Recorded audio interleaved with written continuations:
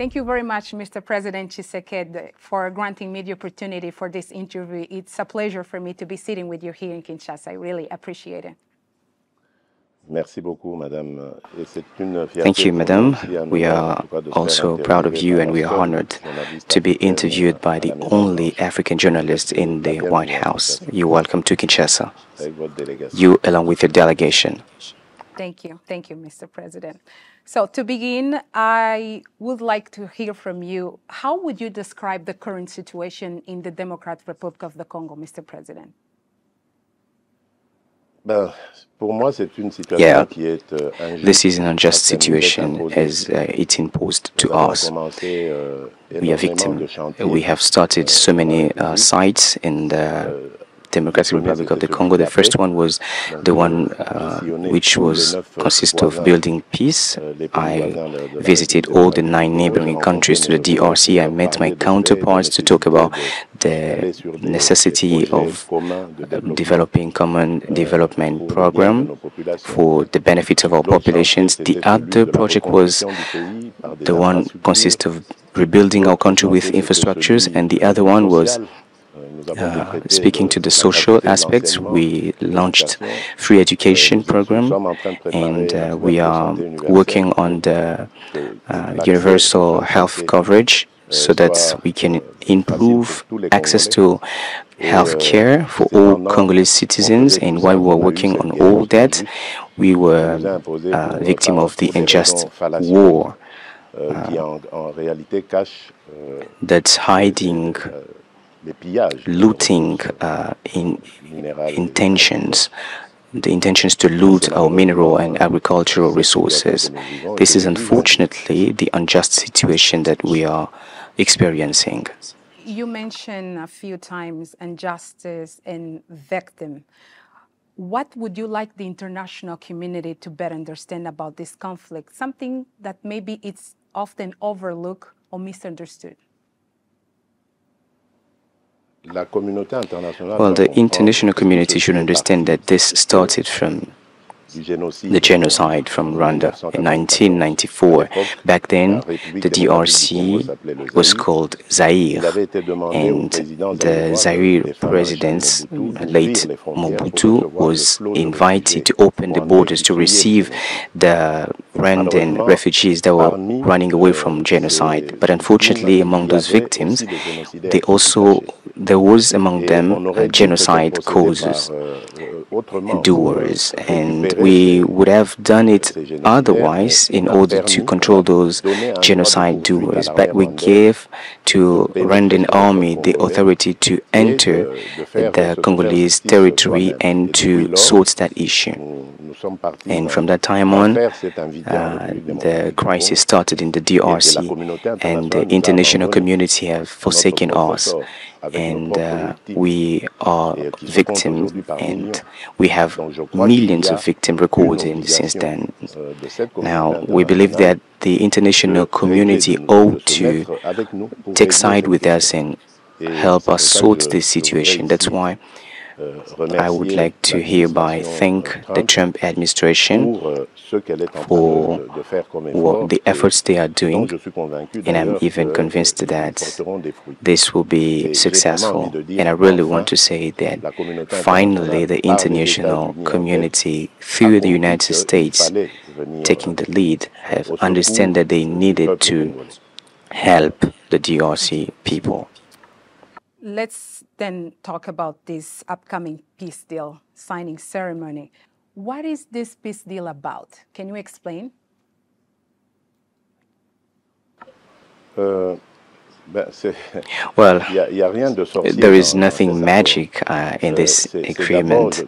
As I just said, it's all about the awareness within the U.S. administration, the awareness on the conflicts that exist for about 30 years and which has caused millions of victims. So, just like any other initiative, it consists of ending the war and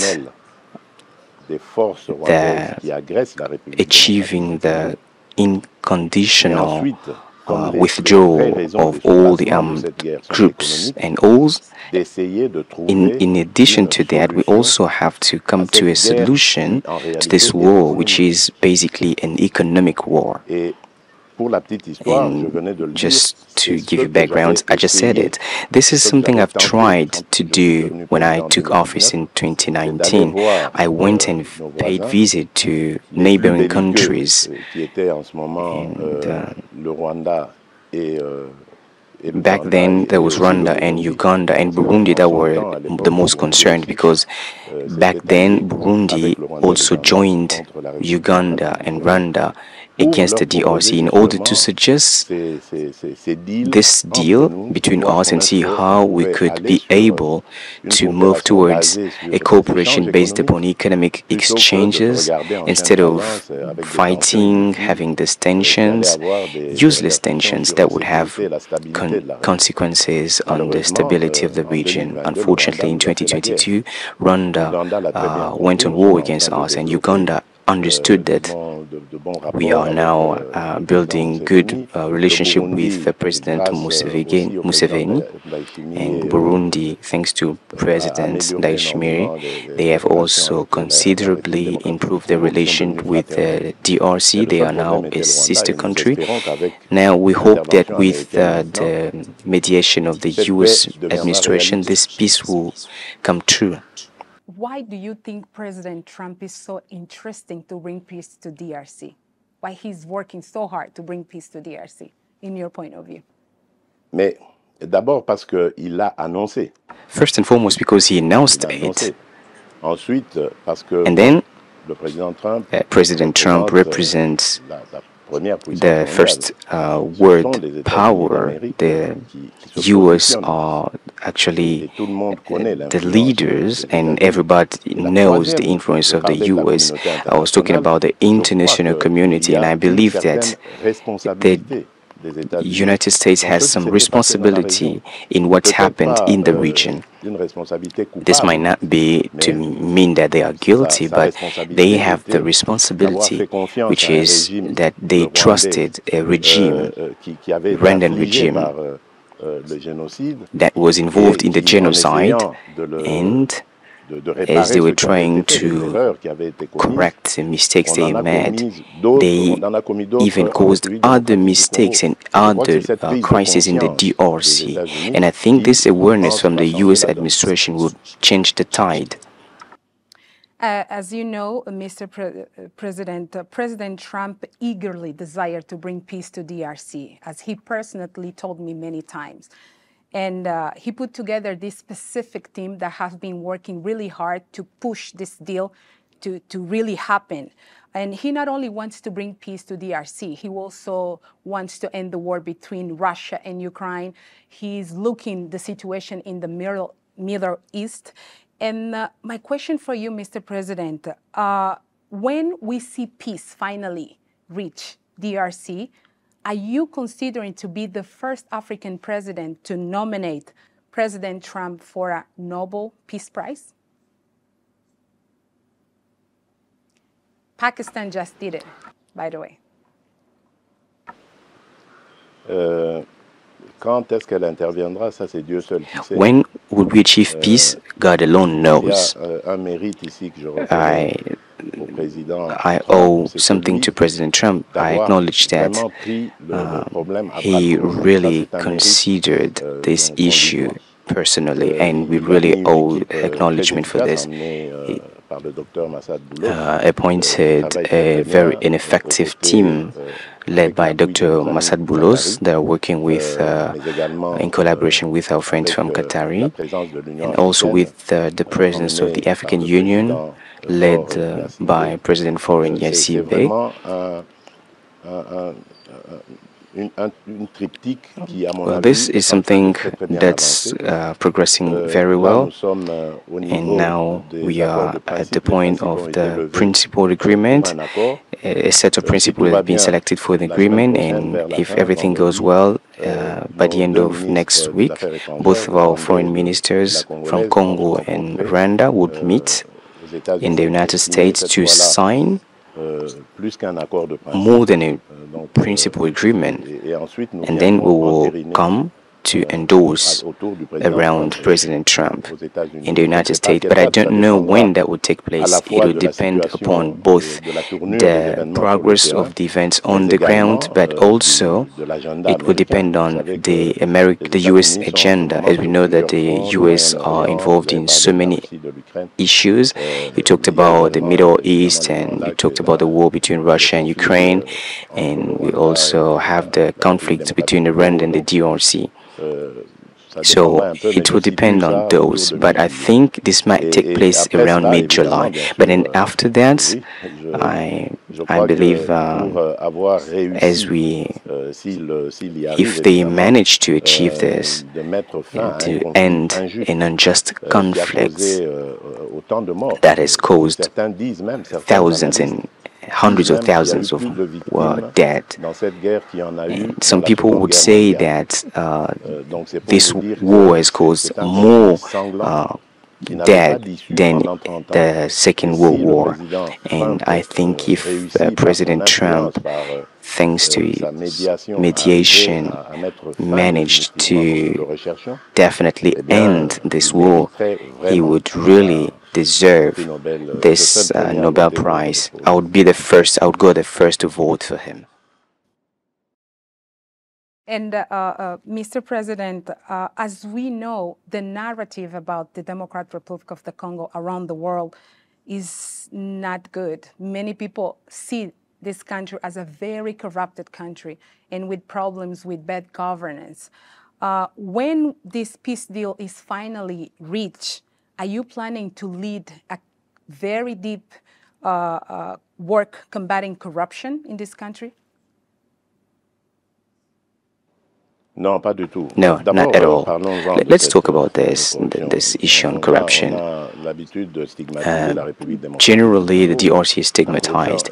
Of course, corruption exists everywhere in the world. Even in democratic countries everywhere here, you would hear about corruption cases. So this is not something that is very specific to the DRC alone. And then you have to know that there are multiple items that are to be considered in our country when you talk about this corruption. The first thing is behavior. During all these recent years, we have considered issues with behaviors.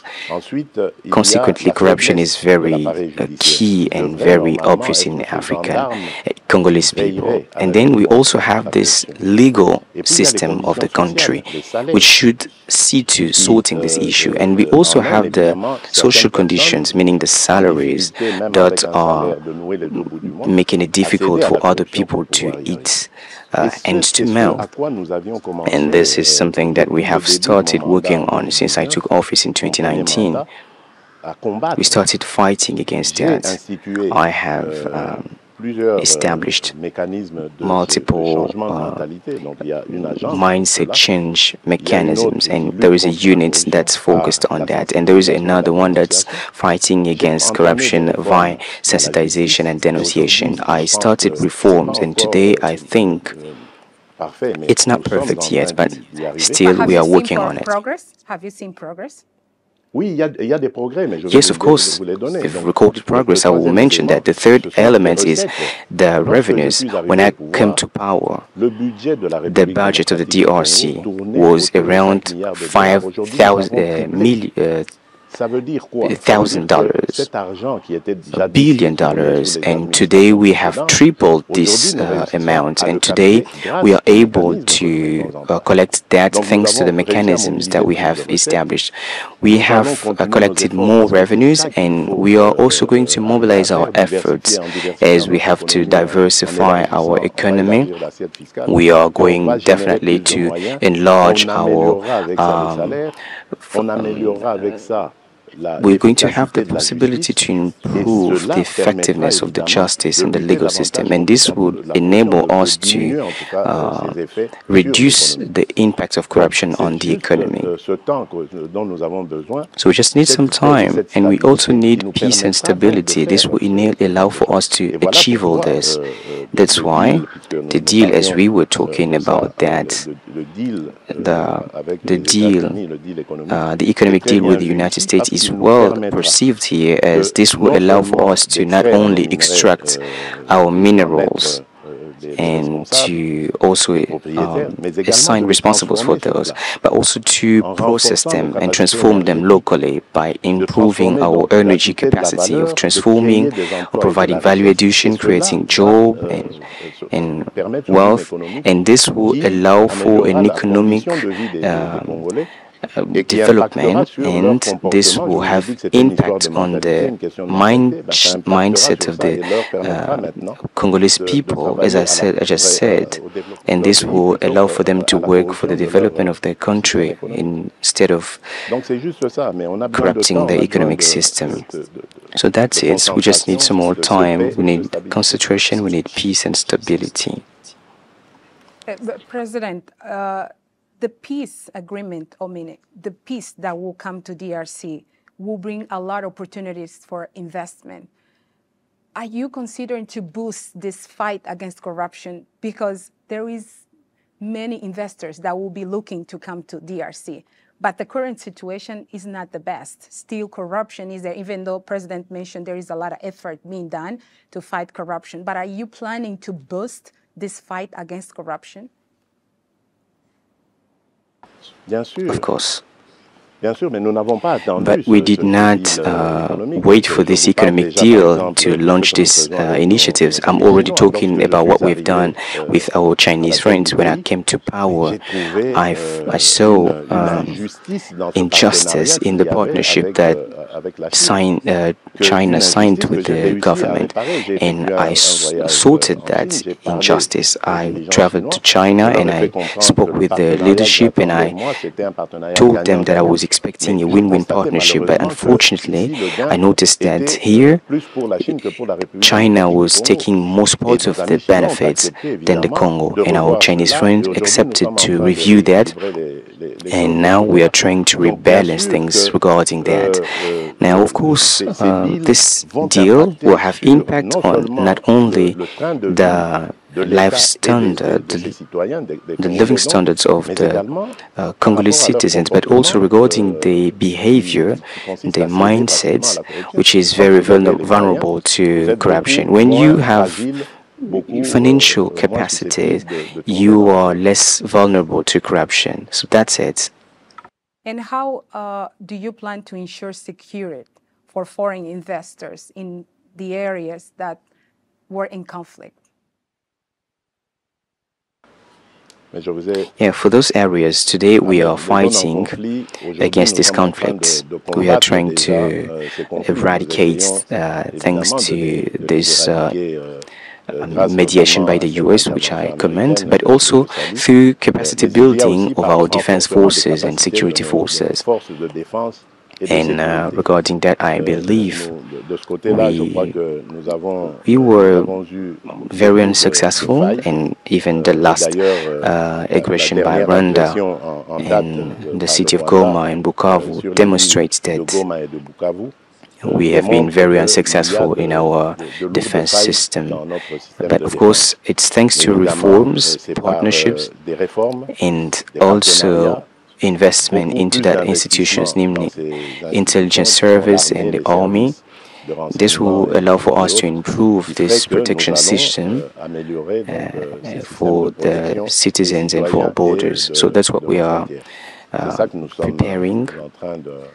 And I believe this investment will be welcome, since they will allow for the DRC as well as for the US to build more ties, and consequently we will have more common interests to preserve, and the US experience will also be very beneficial for us in that time. And do you have policies to engage the Congolese diaspora in national development. There is a lot of Congolese very talented and with skills that can also bring their knowledge to develop the country. Are you planning to have any policy to engage those Congolese people in the diaspora? Well, the first policy, as far as I'm concerned, is the law on nationality. As you know, today, Congolese nationality is exclusive. This means when you have Congolese nationality, you have no right to have another nationality. While we have lots of citizens from the Congo and who have gotten additional nationalities. So we have to really fight for this principle. But in the Congo, it's very sensitive since we have borderline conflicts, namely the conflict with Rwanda, where we saw that we were victim of infiltration. Rwandan citizens came and introduced themselves as being Congolese, so this is a very sensitive topic.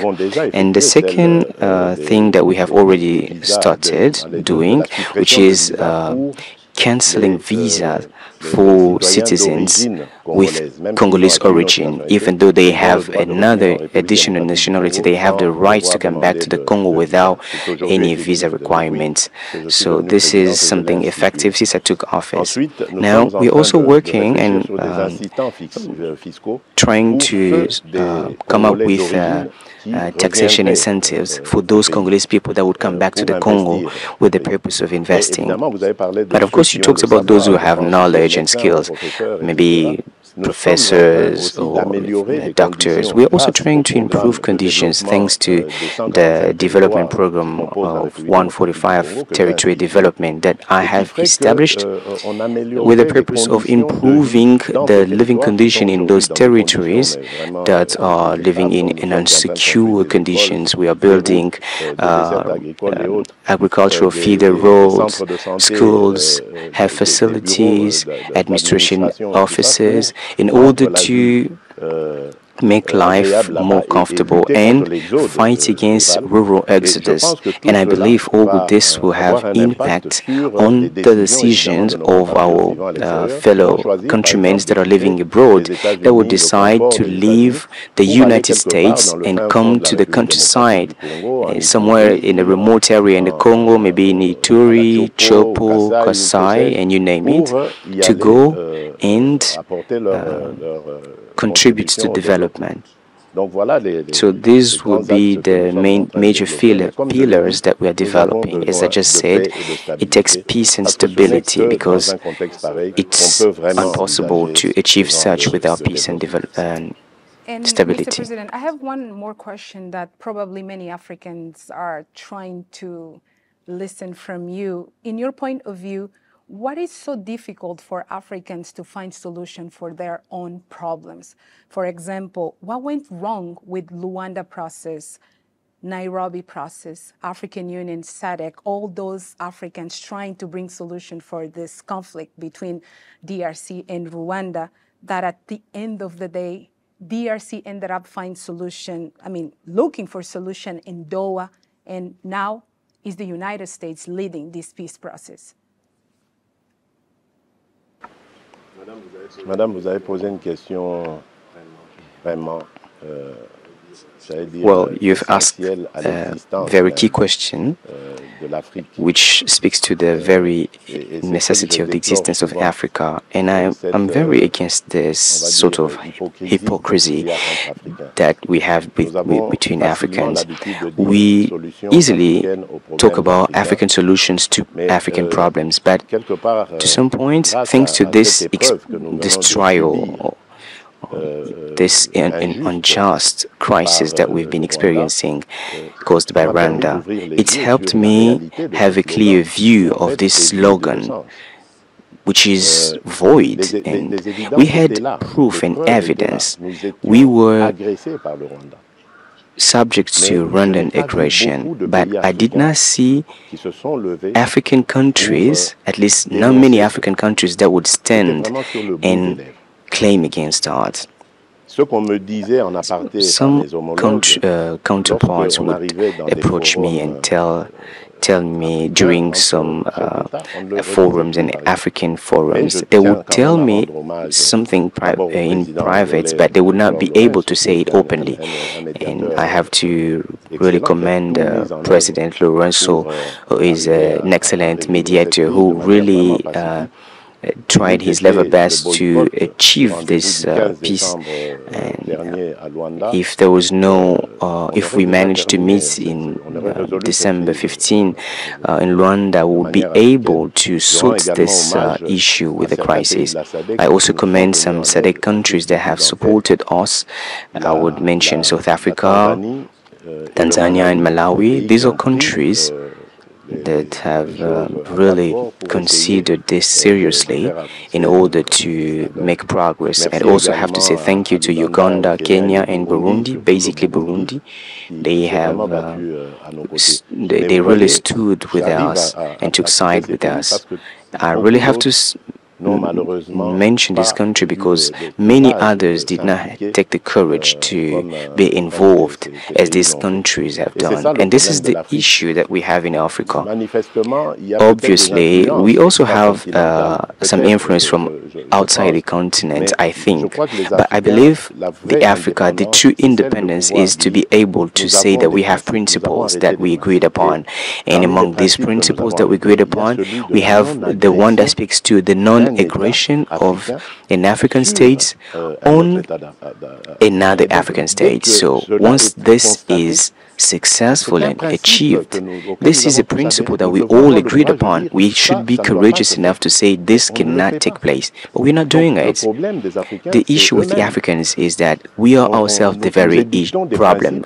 We are accepting and agreeing upon principles that we do not abide by. When I took office in 2019, there was a resolution that read, in 2020, the objective would be to silence the arms and weapons in Africa.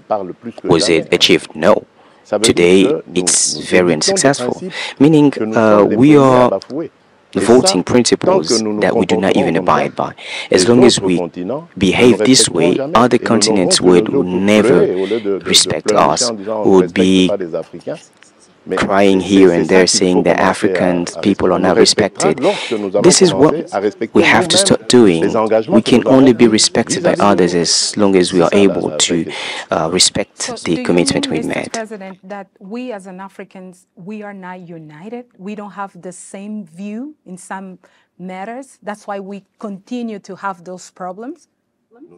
Well, our union is only, it's not real. How can you ever talk about unity when a nation can go cause millions of deaths in a neighboring territory? And this is seen by everyone with the purpose of looting of minerals. What kind of unity would you talk about? I want you to really delve deeper into this word.